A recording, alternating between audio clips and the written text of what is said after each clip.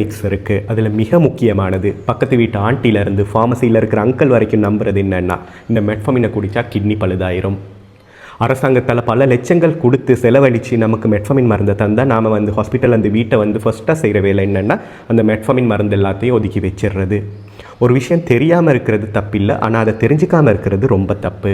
நன்றாக மூளையில் ஏற்றிக்கொள்ளுங்கள். மெட்ஃபமின் உங்களோட கிட்னியை பாதிக்காது, அது உங்களோட கிட்னியை பாதுகாக்கும். It's Reno protective. சர்க்கரை நோயாளியான நீங்கள் உங்கள் டயபெட்டிக் நெஃப்ரோபதியை குறைச்சி உங்களோட கிட்னியை பாதுகாக்கணுமா, மெட்ஃபமினை குடிங்க. இது நான் சொல்லலை, 50 வருஷமாக 60 வருஷமாக நடக்கிற ஆராய்ச்சிகள் சொல்லுது. எல்லோரும் கன்ஃபியூஸ் ஆகிற இடம் என்னென்னா, ஒரு மெட்ஃபமின் குடிச்சு கொண்டு இருக்கிற ஒரு கிட்னி நோயாளி அவருடைய என்ஸ்டேஜ் ரீனல் ஃபெயிலியர் நிலைமை அடையும் போது நாம் மெட்ஃபமின் மருந்தை குடிக்க வேணாம் அப்படின்னு நிறுத்திடுவோம்.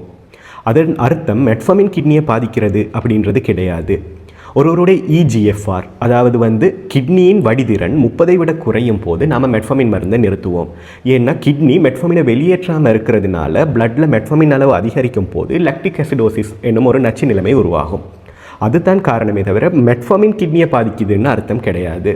நம்ம வீட்டில் சாதாரணமாக ஃபேன் போடுவோம் இல்லையா, அதுவே நமக்கு குளிர்காய்ச்சல்னா ஃபேனை ஆஃப் பண்ணுவோம். அதற்காக ஃபேன் போட்டதுனால குளிர்காய்ச்சல் வந்ததுன்னு அர்த்தம் கிடையாது. அந்த நேரத்தில் அது பொருத்தம் இல்லாதனால நாம் அவாய்ட் பண்ணுறோம். அதுபோல தான் இதுவும். இந்த மெட்ஃபமினை சுற்றி நிறைய நன்மைகள் உண்டு. சீனியை குறைக்கும், அதே நேரம் ஹைப்போகிளைசீமியா வர அளவுக்கு சீனியை குறைக்காது. கிட்னியை பாதுகாக்கும், இன்சுலின் ரெசிஸ்டன்ஸை குறைத்து உடல் நிறையை குறைக்கும், பீகாஸ் கண்டிஷன்ஸ்